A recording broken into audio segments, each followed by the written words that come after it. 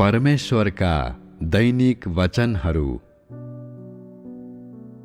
सुरुमा मानिस जातिको सृष्टिपछि इस्राएलीहरूले परमेश्वरको कार्यको आधारको रूपमा सेवा गरे।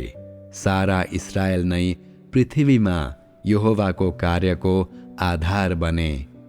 यहोवाको कार्य भनेको व्यवस्था स्थापित गरेर मानिसलाई प्रत्यक्ष रूपमा नेतृत्व गर्नु र गोठाला गर्नु थियो, ताकि पृथ्वीमा मानिसले सामान्य जीवन जिउन सकोस् र यहोवालाई सामान्य तरिकाले आराधना गर्न सकोस्।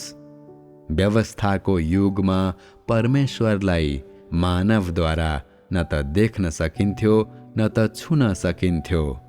शैतानद्वारा भ्रष्ट गरिएका प्रारम्भिक मानिसहरूलाई शिक्षा दिँदै र तिनीहरूलाई गोठाला गर्दै उहाँले अगुवाई मात्रै गर्नुभएको हुनाले उहाँको वचनमा व्यवस्थाहरू, विधि विधानहरू र मानव आचरणका मूल्य मान्यताहरू मात्रै समावेश थिए र यसले तिनीहरूलाई जीवनका सत्यताहरू प्रदान गरेन।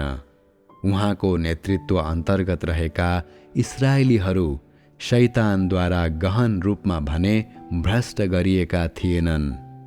उहाँको व्यवस्थाको कार्य मुक्तिको कार्यको केवल प्रथम चरण, मुक्तिको कार्यको केवल सुरुवात मात्रै थियो र मानिसको जीवन आचरणको परिवर्तनसँग व्यावहारिक रूपमा यसको कुनै सम्बन्ध नै थिएन। त्यसकारण मुक्तिको कार्यको सुरुवातमा उहाँले इस्राएलमा गर्नुभएको कार्यको लागि देह धारण गर्नुपर्ने कुनै आवश्यकता थिएन। यही कारणले गर्दा मानिससँग संलग्न हुनको लागि उहाँलाई एउटा माध्यम, एउटा औजारको आवश्यकता पर्यो। तसर्थ सृष्टि गरिएका प्राणीहरूका बीचमा यहोवाको लागि बोल्ने र कार्य गर्नेहरूको उदय भयो, जसले गर्दा मानिसका पुत्रहरू र अगमवक्ताहरू मानिसहरूका बीचमा कार्य गर्न आए। मानिसका पुत्रहरूले मानिसहरूका बीचमा यहोवाको तर्फबाट कार्य गरे। यहोवाद्वारा मानिसका पुत्रहरू भनेर बोलाइनुको अर्थ यहोवाको तर्फबाट यस्ता मानिसहरूले व्यवस्थालाई स्थापित गरे भन्ने हो। इस्राएलका मानिसहरूका बीचमा तिनीहरू पुजारीहरू पनि थिए। यहोवाद्वारा रेखदेख गरिएका र सुरक्षा दिइएका पुजारीहरू र जसमा यहोवाको आत्माले कार्य गर्नुहुन्थ्यो, तिनीहरू मानिसहरूका बीचमा रहेका अगुवाहरू थिए र तिनीहरूले प्रत्यक्ष रूपमा यहोवाको सेवा गर्थे। अर्कोतर्फ अगमवक्ताहरू सारा भूमिका र जातिका मानिसहरूसँग यहोवाको तर्फबाट बोल्ने कार्यप्रति समर्पित थिए। तिनीहरूले यहोवाको कार्यको बारेमा अगमवाणी पनि गर्थे, चाहे तिनीहरू मानिसका पुत्रहरू होउन् वा अगमवक्ताहरू होउन्। तिनीहरू सबै स्वयं यहोवाको आत्माद्वारा खडा गरिए र तिनीहरूमा यहोवाको कार्य थियो। मानिसहरूका बीचमा यहोवालाई प्रत्यक्ष रूपमा प्रतिनिधित्व गर्नेहरू तिनीहरू नै थिए।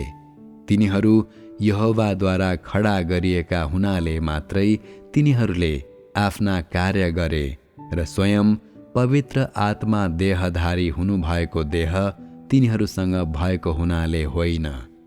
त्यसकारण परमेश्वरको तर्फबाट बोल्नमा र कार्य गर्नमा तिनीहरू उस्तै भए तापनि व्यवस्थाको युगमा मानिसका पुत्रहरू र अगमवक्ताहरू देहधारी परमेश्वरका देह थिएनन्।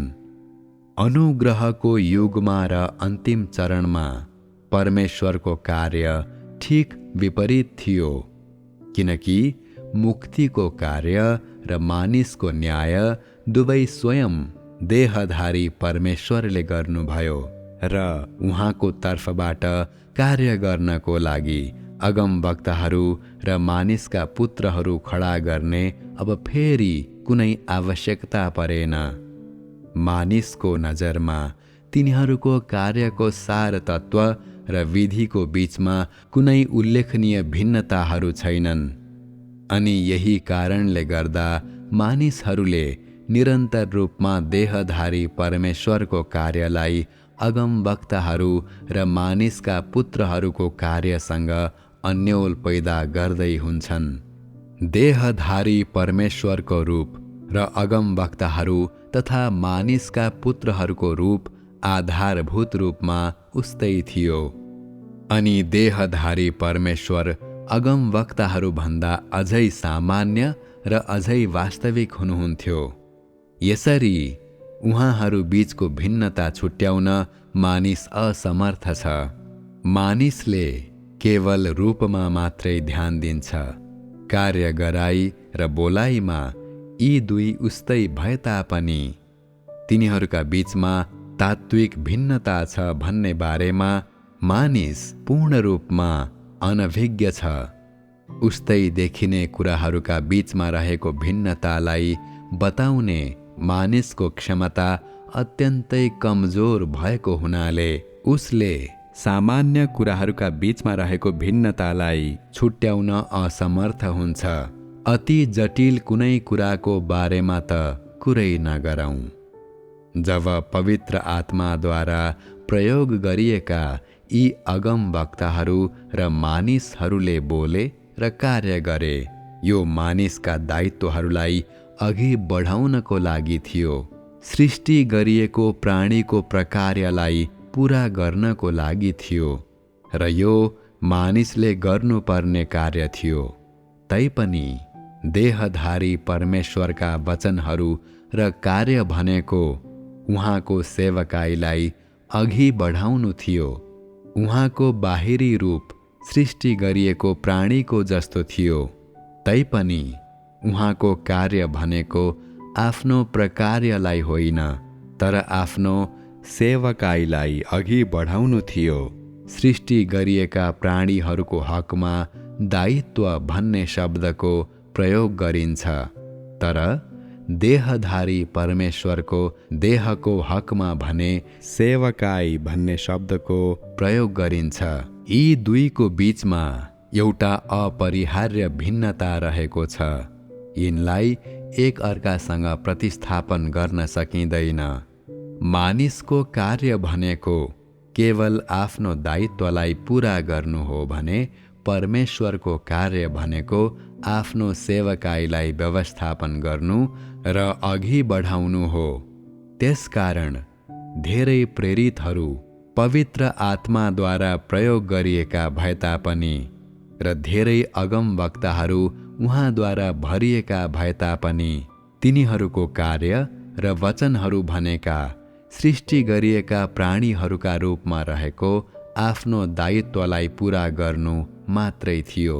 तिनीहरूका अगमवाणीहरूले देहधारी परमेश्वरद्वारा बोलिएको जीवनको मार्गलाई नाघेका हुन सक्थे र तिनीहरूको मानवत्वले देहधारी परमेश्वरको मानवत्वलाई अझै नाघेको हुन सक्थ्यो।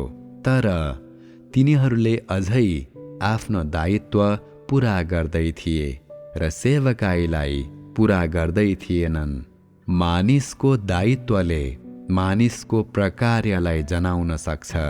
मानिसद्वारा प्राप्त गरिने कुरा पनि यही नै हो।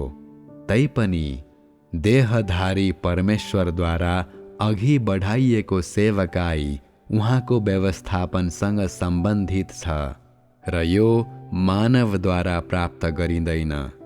देहधारी परमेश्वरले चाहे बोल्नुहुन्छ, चाहे कार्य गर्नुहुन्छ वा चाहे जे जस्ता आश्चर्यका कुराहरू प्रकट गर्नुहुन्छ, उहाँले आफ्नो व्यवस्थापनभित्र रहेर नै महान कार्य गर्दै हुनुहुन्छ र उहाँको सट्टामा त्यस किसिमको कार्य मानिसद्वारा गर्न सकिँदैन।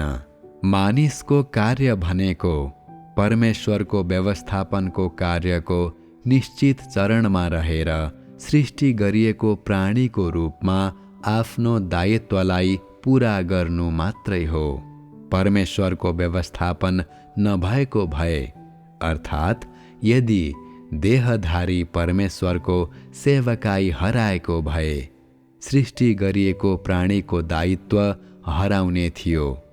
आफ्नो सेवकाईलाई अघि बढाउनको लागि परमेश्वरले गर्ने कार्य मानिसलाई व्यवस्थापन गर्नको लागि हो, जबकि मानिसले निभाउने आफ्नो दायित्व भनेको सृष्टिकर्ताका मागहरूलाई पूरा गर्न उसको दायित्व निभाउनु हो र आफ्नै सेवकाईलाई अघि बढाउने विचार गर्ने कुरा कुनै पनि हालतमा हुन सक्दैन। परमेश्वरको अन्तर्निहित सार तत्त्वको लागि, उहाँको आत्माको लागि परमेश्वरको कार्य भनेको उहाँको व्यवस्थापन नै हो। तर सृष्टि गरिएको प्राणीको बाहिरी रूपलाई धारण गर्नुहुने देहधारी परमेश्वरको लागि उहाँको कार्य भनेको आफ्नो सेवकाईलाई अघि बढाउनु हो। उहाँले गर्नुहुने जेसुकै कार्य भनेको आफ्नो सेवकाईलाई अघि बढाउनको लागि हो। मानिसले गर्न सक्ने भनेको परमेश्वरको व्यवस्थापनको क्षेत्राधिकारभित्र र उहाँको मार्गदर्शनको अन्तर्गत रही सक्दो प्रयास गर्नु मात्रै हो।